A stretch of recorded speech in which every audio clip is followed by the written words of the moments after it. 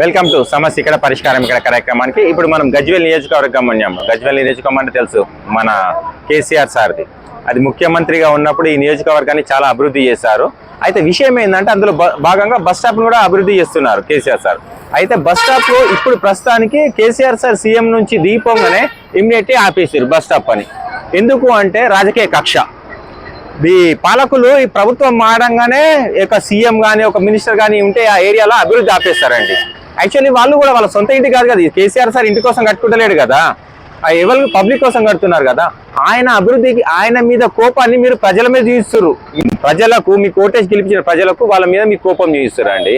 ఇప్పుడు ఈ కేసీఆర్ సార్ అయినా కానీ రేవంత్ రెడ్డి సార్ అయినా కానీ ఎవరైనా కానీ అభివృద్ధిని కోరుకుంటారు కదా, మళ్ళీ ఎందుకు ఆపేసారు? ఇది ఈ రాజకీయ కక్షన. కేసీఆర్ సొంత నియోజకవర్గం కోట్లు ఖర్చు పెట్టి చేస్తున్నా కానీ అభివృద్ధి ఇప్పటివరకు చూడండి ఎక్కడ పరిస్థితులు అక్కడ ఉంది. పబ్లిక్ చూడండి ఎట్లుంది, వాళ్ళ పరిస్థితి చూడండి ఎట్లుంది. పబ్లిక్ ఇట్లా కూర్చున్నారు.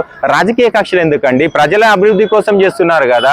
ఇప్పుడు కేసీఆర్ సార్ ఇంటి కోసం చేసుకుంటలేడు, కేటీఆర్ సార్ ఇంటి కోసం చేసుకుంటారు, ఎవరింటి కోసం చేసుకుంటారు. వాళ్ళ మీద రాజకీయ కక్షలు ఎందుకు? ఏ ఎమ్మెల్యే అయినా కానీ అతని పీరియడ్లో ఉన్న అభివృద్ధి పనులను స్టార్ట్ చేసినప్పుడు నెక్స్ట్ గవర్నమెంట్ వచ్చినప్పుడు కంటిన్యూ చేయాలి. కంటిన్యూ చేయకుండా దాన్ని ఇట్లా వదిలిపెట్టేసి ఇట్లా చేసేసి మీరు ఇబ్బంది పెడుతున్నారు, ప్రజల్ని ఇబ్బంది పెడుతున్నారు. అంతే తప్పించి వాళ్ళ అభివృద్ధి ఇప్పుడు ఏంటంటే కేసీఆర్ ముఖ్యమంత్రి ఉన్నప్పుడు చేసుకోలేదు, ఇప్పుడు ఆయన ఎమ్మెల్యే ఉన్నప్పుడు చేసుకుంటలేడు, ఆయన నిధులు అడుగుతలేడు. ఆయన ఎందుకు అడగాలి? ఆల్రెడీ ఒకసారి శాంక్షన్ అయిపోయింది, నిధులు వస్తున్నాయి, పెట్టి ఖర్చు పెట్టి చేయించండి తక్షణం. ఇప్పుడు మన గవర్నమెంటే ఉంది కదా, మన పబ్లిక్ కోసమే కదా.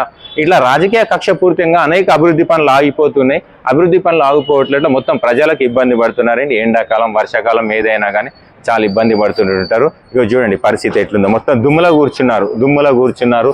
దుమ్ము మొత్తం కూర్చొని కుర్చీలు లేవు. వీళ్ళు ప్రజలు ఎవరి ప్రజలు? మన తెలంగాణ ప్రజలే. అర్థమైందా? కేసీఆర్ సార్ ఉన్నప్పుడు ఇక చూడు ఈయనకు సీట్ లేదు, అక్కడ చాలా మంది చూడండి ఎట్లా కూర్చున్నారు. వాళ్ళ పరిస్థితి ఏంది? ఇప్పుడు నిధులు లేక కాదు, అన్ని నిధులు ఉన్నాయి. రాష్ట్రం లోటు బడ్జెట్ లేని రాష్ట్రం.